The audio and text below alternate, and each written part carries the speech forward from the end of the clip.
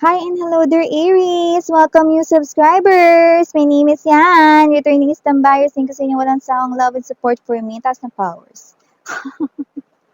So yun nga na tayo dito yung gender, babae, lalaki, LGBT, lahat tayo welcome. Pwede rin pong iswitch yung mga roles dahil possible rito na magkapalit-palit. Kasi general reading ito mga mahal at yun nga ng mga babes na ating alamin ng inyong November 2025 messages. So yeah, if hindi niyo pa alam mga babes, no, mayroon pa tayong other channel, link down below sa ating description box. So if interesado, i-click lamang yung link na yan para kayo mapunta there at araw-araw ay nag-upload tayo ng collective readings for all signs doon. Okay? So, cross-watchers ni Aries, welcome ka rin. May Aries placement sa natal/birth chart, welcome din kayo. Just take only what resonates, guys. Archangel Michael, maraming salamat, Angel Guides. Can we get messages for Aries? Please, what does Aries needs to know? Can you please show me? Aries, mga mensahe for Aries, please. Aries.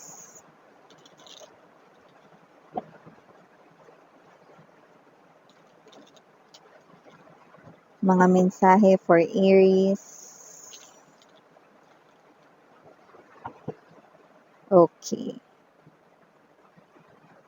Let us see your November 2025 messages. You've got the Nine of Coins, King of Cups, Empress, ooh, King of Swords, Knight of Cups, Three of Wands, bottom of the deck, Six of Swords, High Priestess, ooh, and we have the Moon. So you have here three major arcanas, okay? So, Aries, it looks like, no? Meron ditong energy kung saan magiging abundant or meron ditong prosperity, dagdag income, dagdag salary, dagdag money, dagdag earnings, no? Ano man yung pinagkakakitaan nyo. Pwedeng may business kayo, may negosyo kayo, or meron kayo dito na iba pang ano man yung pinagkakakitaan ninyo. Na I'm seeing right here money coming to you.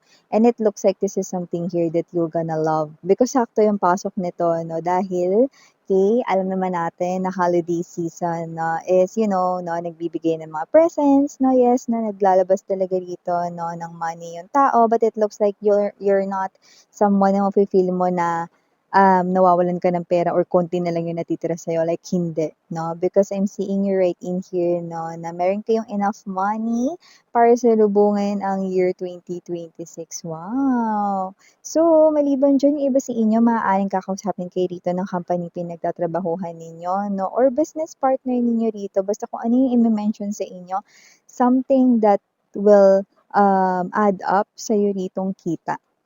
Okay? So, something that pwedeng makatulong rito para mas makapag-ipon ka, no? So, there will be a task, there will be something here like a job you need to do, okay? Or baka kung business partner mo yan, meron kayo ritong idea na gagawin or concept na ilalagay sa negosyo ninyo if you have business. Okay? At ito ay magkakaboom, no? Ibig sabihin ito ay magiging heavy, mag-a-attract rito ng money towards you guys, no? So, makakaisip nito ay yung iyong business partner, no? At may isip mo, uy, ang ganda ng idea na yan. Sige, try natin yan. And then you're gonna see, wow, meron talaga rito na positive changes sa money at ito ay mabilis. Kaya nga holiday season, no? We're talking about November and yeah, di ba? December is really the month, no? For giving gifts, no? And just in time talaga.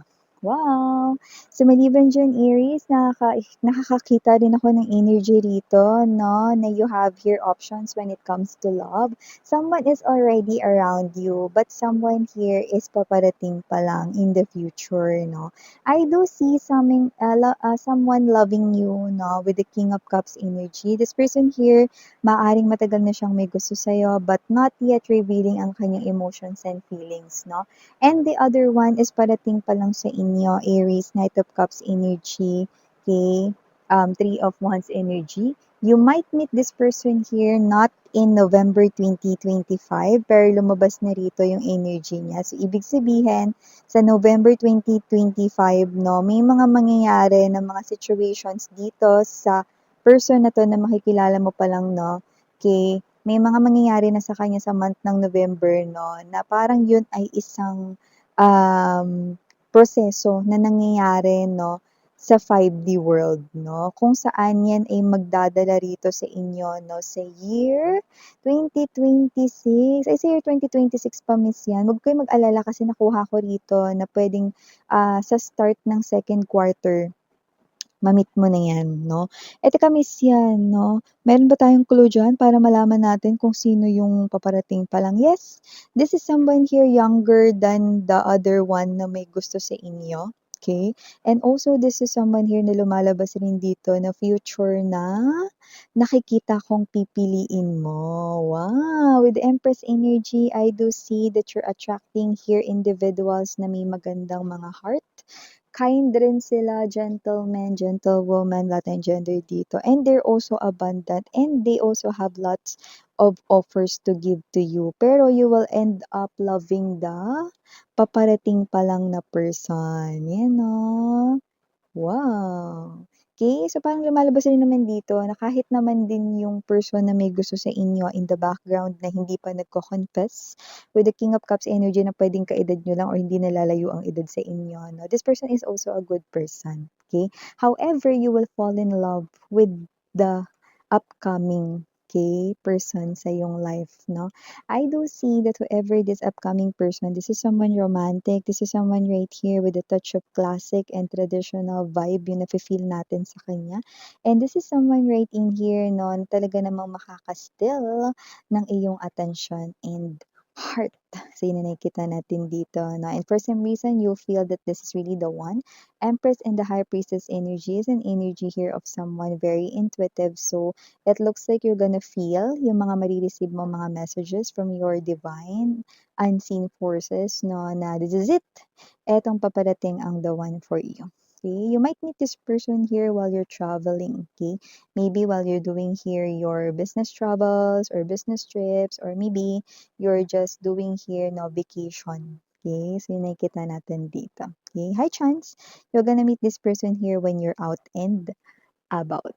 Okay, so yun nakikita natin dito, Aries. And also, meron din ako nakikita rito, no, na secret na nakikita ko rito na pwedeng ayaw mong malaman ng iba. So, pwedeng ito ay secret na ikaw lang yung nakakaalam. So, kung ano man itong secret mo na ito, mga babes, no, this is something here na parang nakikita ko rito na hindi mo to sinasabi sa iba.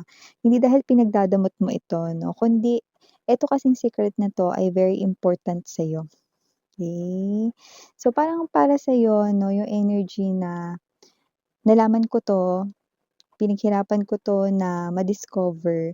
So, parang ikaw ito 'no, na hahayaan mo yung iba 'no, na ma-discover ito if they are really the chosen one to receive this. So, it has something to do with your abundance. Maybe you're just keeping quiet some kind of secret related sa'yo ritong kaperahan. You're not telling anybody, okay? Tama nga naman, 'di ba?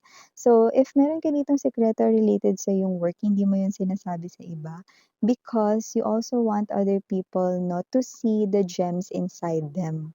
Okay, hindi sa nagdadamot kayo, pero kasi 'no, lahat tayo 'di ba minsan 'pag may nadi-discover tayo kahit nga yung mga bata, eh, 'no, may napulot lang na ₱20 na, "Uy, ano yun? Ano yung nakuha mo dun 'no? ₱20 sa akin 'to, maghanap ka ng sayo."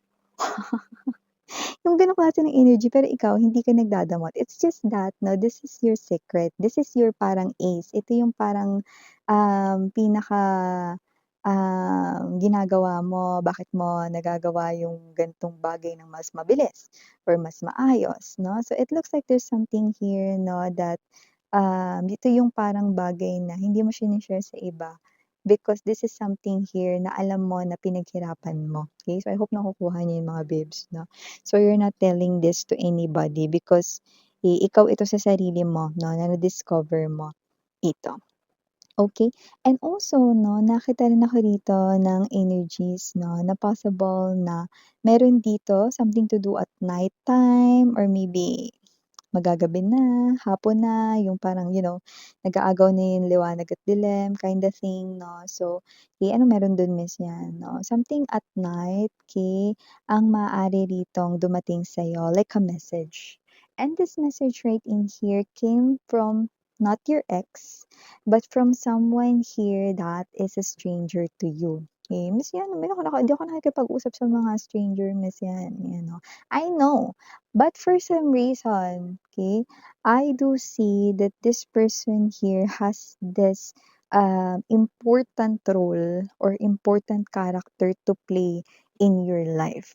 Oh, intriguing, yet interesting. So this might come, here 'no, unexpectedly. Like puwede pa ngang magmukhang accidentally na wrong send or whatsoever this person here and it so happen 'no, na sa'yo 'to mase-send or mapupunta. It could be someone here 'no, stranger na lumalabas, Six of Swords, Moon card energy. But whoever this energy is 'no, spirits are telling me that this is an important person. Yung role niya sa life mo ay importante, but this person is just a guest in your life, okay? So, kung sino man siya, importante yung role niya, so pakaabangan. Maaaring may ma-wrong sense sa'yo, stranger kind of vibe, 'no? But for some reason, hindi mo nafe-feel na negative energy ito, like wala. So, I do see right in here 'no, na puwedeng sabihan mo siya, "Wrong send po kayo," mga gano'n.